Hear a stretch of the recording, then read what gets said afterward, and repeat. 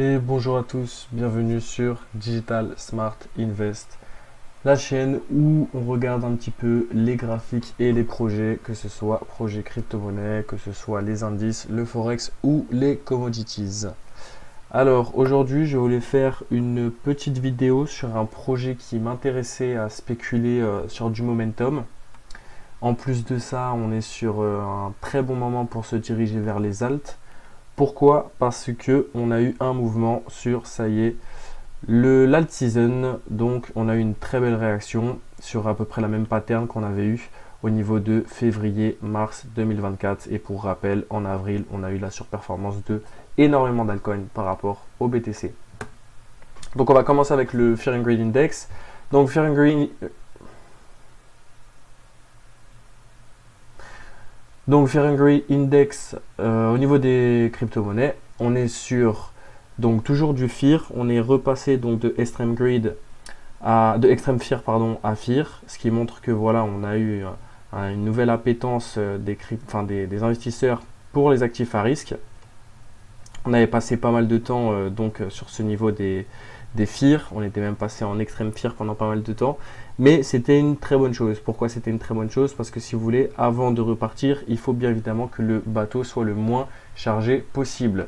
Quand tout le monde était en greed, même en extreme greed, qu'on s'attendait à ce que le Bitcoin aille à 150 000, bien évidemment, c'est pas à ces moments-là qu'il allait y aller. Donc on a une augmentation de la capitalisation boursière totale des crypto-monnaies de 5% en 24 heures. On a eu énormément de projets qui ont commencé à très bien performer, dont pour la plupart des crypto-monnaies des altcoins. Et surtout, tout ça donc a rejoint un petit peu le discours qu'a eu la Fed et qui a commencé à aussi augmenter la probabilité qu'il y ait une augmentation de taux en septembre. Alors, le projet aujourd'hui que je voulais regarder, c'était Aptos. Alors, Aptos qui est du coup un layer 1 basé sur la scalabilité, basé sur la vitesse. Chaîne donc qui existe depuis octobre 2022, donc qui était arrivé sur un moment assez compliqué des marchés. Donc pour rappel, octobre 2022, on était voilà dans vraiment, on sortait à peine de tout ce qui était Terra Luna, etc. Et on était juste avant l'affaire FTX. Et pourtant, donc l'affaire FTX était en décembre 2022, voilà juste ici. Donc on avait fait des plus bas et pourtant après ça, on a du coup très très bien performé. Que ce soit en janvier ou que ce soit du coup le dernier bull run qu'il y a eu au niveau d'octobre jusqu'à avril 2024. Alors, ce qui est intéressant de regarder aujourd'hui, c'est surtout cette histoire de altcoin season. Alors, on voit ici, donc au niveau de cette pattern, qu'on avait eu un plus bas qui a été fait au niveau des 20, qu'on avait rangé, on avait rangé jusqu'à prendre une prise de liquidité. Donc, prise de liquidité sur le marché global des risques on, donc du marché à risque, qui s'amplifie encore plus sur le marché des altcoins, sachant que déjà le marché des crypto-monnaies est un marché fortement leveragé, fortement risqué. Donc dès qu'il y a des liquidations, les bougies rouges sont très présentes. Et en plus de ça, certains capitaux donc se réfugient des altcoins vers le Bitcoin. Donc ce qui amène très probablement à une surperformance de Bitcoin au niveau de la baisse globale du marché. Mais du coup, ça nous permet quoi aussi? Ça permet de déleverager énormément de protocoles et de les ramener à des prix très intéressants d'achat. On a eu exactement la même chose ici, avec du coup un plus bas qu'on avait fait au niveau des 27. Qu'est-ce qu'on est venu faire? On est venu prendre donc le niveau des 27, on a rebondi sur le niveau des 23. En plus de ça, donc je vous remets un petit peu ce moment-là. Donc c'était niveau de août, donc fin août 2024. Fin août 2024, on avait voilà quasiment de l'extrême grid un petit peu partout. On est resté dans le grid. Donc juillet, on voit que c'est très très vert. Août, hop, on passe directement à du grid au niveau des 34. On va même jusqu'à l'extreme grid au niveau des 25. On reste sur l'extreme grid et hop, on rebondit actuellement au niveau des 39-34. Donc voilà, ce qui montre que c'est un très bon moment pour du coup aller sur les altcoins et surtout pour repérer les altcoins qui ont donc de très bonnes performances par rapport à d'autres. Alors du coup, avant de partir sur Aptos, je voulais aussi faire un disclaimer pour vous dire de faire attention. Pourquoi? Parce que donc si jamais il y a une liquidation sur le marché des crypto-monnaies en général, Ça va être le Bitcoin qui va beaucoup moins prendre de charge baissière, donc de vente, et les altcoins qui, elles, vont beaucoup plus se faire déchirer. Donc, actuellement, il faut quand même regarder un petit peu une métrique que j'ai à ce niveau-là. C'est voilà, donc au niveau des intérêts qu'on a par rapport au prix du BTC, comme je vous avais expliqué donc déjà dans les dernières vidéos, généralement le prix ne pumpe pas quand on a trop d'open interest par rapport au prix. On peut le voir donc du coup si on dézoome ici. Donc voilà, ici on avait le prix du BTC qui surperformait totalement l'open interest du BTC. Jusqu'à là, voilà, de juin 2022 jusqu'à ce qu'on redémarre bien, donc jusqu'à octobre 2023, qu'est-ce qui s'est passé? On avait un open interest qui était totalement chargé par rapport au prix du BTC. Et qu'est-ce qui s'est passé un petit peu avant le pump? Très très grosse liquidation, donc on passe d'open interest de 4 milliards à 3 milliards, donc quasiment 4 milliards 80, donc quasiment 5 milliards, on passe à 3 milliards, donc 2 milliards de liquidation. Et qu'est-ce qui se passe juste après? Petit range, hop, ici on vient pump, alors que le prix, lui, n'est passé que de 29 000 à 26 000. Donc on n'a pas du tout la même performance au niveau du prix qu'au niveau de l'open interest. Et pourtant, dès que l'open interest revient à peu près au niveau du prix, voire le sous-performe, qu'est-ce qu'on a? On a le fameux prix qui commence à partir. Donc là, ce qu'on essaie d'observer, c'est vraiment cette relation, ce spread qu'on a entre la performance du prix et la performance de l'open interest. Ce que je vois ici, c'est qu'on était très bien, donc quand on était dans l'extrême fear, on avait ce gap qui commence à se former. On commence à totalement ravaler ce gap, voire même à dépasser, donc l'open interest commence à dépasser le prix du BTC, ce qui n'est pas une très bonne chose, mais je vous en parlerai plus au niveau du brief que je ferai sur Bitcoin et Ethereum. Pour le coup, donc sur Aptos, donc c'est quasiment un nouveau jeton hein, qui est très très récent, donc qui est arrivé en octobre 2022. Alors ce qu'on a fait, on a fait du coup deux très gros pumps haussiers. Donc le premier qui a suivi directement FTX pour s'arrêter au niveau des 20 $. Et le deuxième qui a été extrêmement choquant. Pourquoi? Parce qu'on a quasiment eu un ATH dans ce gros pump, alors que c'est quasiment le seul donc, des crypto-monnaies à avoir fait ce très gros pump. Si on regarde par exemple le Matic, qui est beaucoup plus vieux, mais par exemple on avait eu donc en 2022 ce très gros pump également, qui nous avait atteint quasiment 3 $. Qu'est-ce qu'on a eu donc en avril? Hop, quasiment rien. On est monté à 1,26. Donc voilà, Aptos qui nous a montré une très très grande force haussière qui pourrait d'ailleurs continuer, qui pourrait nous permettre hop, de faire le fameux spring. Donc si jamais on était sur des vagues d'Elliott, on aurait eu vague 1, vague 2, vague 3, vague 4 et la vague 5 qui nous installerait sous la valeur donc au-dessus des 20. Actuellement, on est à 7, donc ça pourrait faire une très bonne performance au niveau de Aptos. Ce qui pourrait en plus nous permettre de faire cela, qu'est-ce que c'est? C'est d'avoir pris donc la liquidité du lot de 2023. Donc, liquidité prise du lot de 2023. On a eu une mèche qui est passée juste en dessous. On n'est pas revenu au niveau de cette OB, donc au niveau des 4,10 à peu près. J'aurais bien aimé qu'on y retourne. Là, ça m'aurait donné un très très gros signal haussier. Mais je vous avoue que voilà, on a quand même pris énormément de liquidité. Quand je retourne en 4 heures, on voit que on a eu donc très belles mèches qui ont premièrement voilà, liquidé le plus bas qu'on avait fait ici, donc plus bas de 2024 avant celui-là, qui était au niveau des 5,26.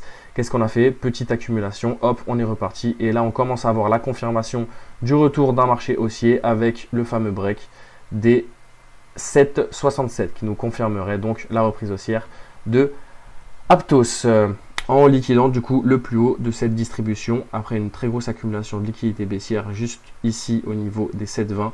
Donc le très gros range entre le 17 juin et le 2 juillet. Qu'est-ce qu'on est venu faire après? Hop, petite pattern de distribution avec ici l'UTAD qui vient prendre toute la liquidité et là on vient chuter. Reprendre du coup la liquidité des 5,22, la liquidité même des plus bas de 2023. On ne casse pas le plus bas, ça ce qui est une très bonne chose. Et au final ici, quand je vois donc cette pattern, je peux voir très bien une accumulation où j'attendrai du coup le spring. Spring qui pourrait se former. Première zone du coup qui pourrait être intéressante à surveiller, c'est cette zone là, donc le dernier gap avec l'order block baissier que j'observe qui est au niveau des 9,10, 9,30. Voilà, donc quand on aura break ce niveau-là, on sait que vraiment on pourra faire de très belles performances sur Aptos et peut-être même retourner au niveau de la TH. On aura encore ce fameux niveau des 14 à surveiller et après le niveau des 16. Et une fois qu'on aura break le niveau des 16, on sait que le niveau des 19 pourrait être break également. Bien évidemment, il faut faire attention à quelque chose que j'avais vu sur Aptos, c'était les equal low que j'avais juste là. Donc des equal low qui pourraient nous faire comprendre que si jamais on venait à break le niveau des 19 et retourner donc au niveau des 20, une prise de profit serait à envisager parce que du coup equal high qui date de février 2023, ça pourrait être une très forte zone de sortie pour des insiders qui possèdent énormément de tokens. Et c'est là qu'on va faire la petite transition au niveau du tokenomics. Alors la tokenomics de Aptos, donc Aptos c'est, si vous voulez, c'est blockchain layer 1 qui s'annonce un petit peu Ethereum killer, Solana killer, donc des blockchains qui sont extrêmement scalables, extrêmement rapides et qui sont voilà, arrivés dans un contexte où on veut vraiment récupérer les layers 1, là où si on regarde ma vidéo donc de la partie 1 de la vidéo comment bien investir, on sait que c'est vraiment les layers 1 sur lesquels il faut se positionner parce que les gros mastodontes des layers 1 sont eux déjà installés. Maintenant, Aptos est arrivé avec des blockchains comme voilà, layer 1 qui s'annonce très très rapide, très très scalable, mais avec quoi? Avec énormément de marketing. Et quand on regarde du coup la tokenomics d'Aptos, qu'est-ce qu'on remarque? Donc on remarque déjà que on est à peine à 37% de la supply qui circule, 38% de la supply qui circule, donc on s'attend bien évidemment à 62% d'émissions encore, ce qui amène du coup à une question de dilution de ces tokens et du coup de sous-performance du prix du token si jamais donc on venait à vendre, donc les personnes qui récupèrent ces tokens venaient à les vendre. Et surtout ce qui est intéressant, c'est regarder qui possède ces tokens. Donc on a la fondation qui possède 16% des tokens, la communauté qui possède 50%, ou qui va posséder 50%. Et là, ce qui est intéressant, c'est regarder donc la série A, qui est du coup un petit peu l'ICO qui s'est passé, et la Strategic Round. Alors, qu'est-ce que c'est série A et Strategic Round? Si vous voulez, série A, c'est avec les VC qui ont investi en early sur Aptos, et la Strategic Round, ça va être bien évidemment tout ce qui va être par des marketeurs, donc par le service marketing et par les VC. Ça peut vous montrer que c'est vraiment une chaîne marketing avec une très grosse possibilité de pump sur du momentum. C'est pour ça que je l'analyse en même temps que du coup l'altcoin season, parce que qui dit retour de l'altcoin season dit du coup retour donc du grid sur les marchés, dit retour du momentum et qui dit du coup marketing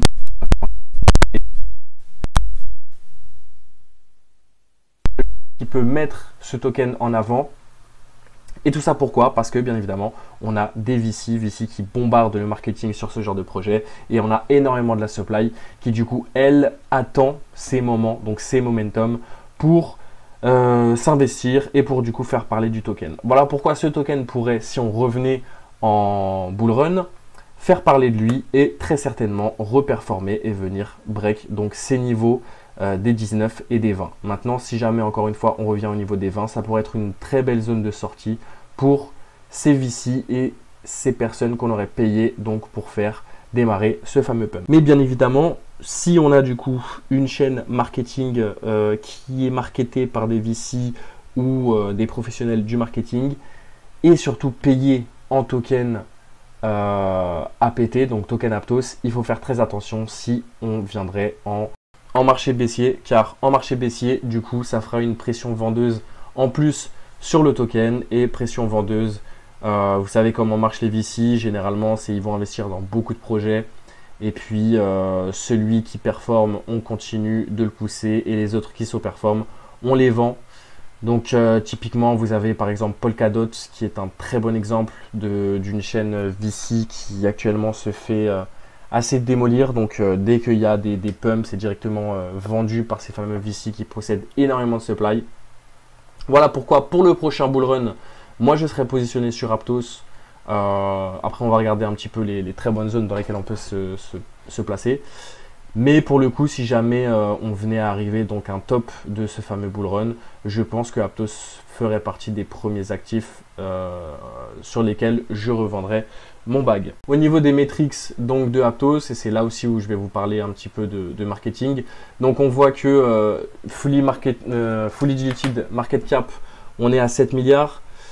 Pourtant, la chaîne, elle, génère en moins d'1 million de fees annuels. Donc voilà, quand vous comparez avec les autres projets que je regarde, on voit qu'il y a quand même un PER qui est énorme. Ça nous fait quasiment un PER de 7000.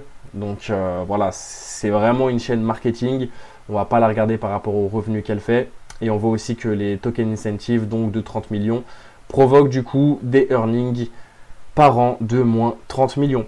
Mais pourtant, on a donc des utilisateurs qui sont sur le réseau. Maintenant, elle se vend en tant que chaîne où il y a énormément de scalabilité et où c'est pas cher. Ce qui fait que pour vraiment qu'il y ait des revenus, il faut qu'il y ait beaucoup d'utilisateurs. Et comment on va ramener tous ces utilisateurs? Via du coup du marketing, via de la communication. C'est pour ça que la stratégie d'Aptos est très lisible et très compréhensible. Maintenant, soit ça passe pas. C'est vraiment une blockchain qu'il faut regarder comme une entreprise avec ses coûts, ses marges et ses revenus. Mais pour le coup, voilà. À court terme, Aptos. Donc, j'attendrai moi personnellement le break donc, de ce fameux UTAD du niveau des 7,71. Je pense que ce break sera fait de manière assez forte, assez volatile et que ça pourra nous former des gaps sur lesquels on pourra revenir. Typiquement, je pense que ici, hop, on pourra avoir donc le break de ce fameux niveau des 7,74. Non, pardon, des 7,67. Après ça, peut-être que du coup, cette récupération de liquidité baissière nous permettra une autre distribution. Ou peut-être un UTAD passerait du coup au-dessus du niveau des 9,31 pour récupérer encore un petit peu de liquidité baissière, revenir dans le sud, fermer tous les gaps qu'on a commencé à former. D'ailleurs, on en a un juste ici avec un order block juste en dessous. Donc du coup, ce retour sur le niveau des 6,50 pour être un très bon prix d'achat. Maintenant, là où je pourrais m'inquiéter un petit peu plus, ce serait si jamais on retournerait donc au niveau de ce gap, qu'on s'arrêterait ici, donc au niveau des 9,91, donc sur cet order block, qu'on ne breakerait pas donc le niveau ici des 9,30 alors qu'on a des equal highs juste au-dessus. Ça pourrait me montrer une très forte pression baissière sur le token et du coup un retour plus bas pour peut-être même rebreak le niveau des 5,73 pour récupérer enfin une dernière liquidité haussière avant le bull run, si jamais le bull run venait bien à être fait prochainement. Et pour ça, du coup, ma zone d'achat serait au niveau des 5,40. Donc, pour rappel, attente de pump haussier. Si pump haussier, retour au niveau des 6,46, très bonne zone d'achat, avec un stop loss donc ici au niveau des 5,74. Si jamais pattern assez bearish, si on arrive donc dans ces zones de prix entre les 9 et les 9,36, 9,40, là j'attendrai plutôt le niveau des 5,40 pour me positionner sur Aptos. Voilà, c'était tout pour moi. Je vous souhaite une très bonne soirée et je vous dis à la prochaine.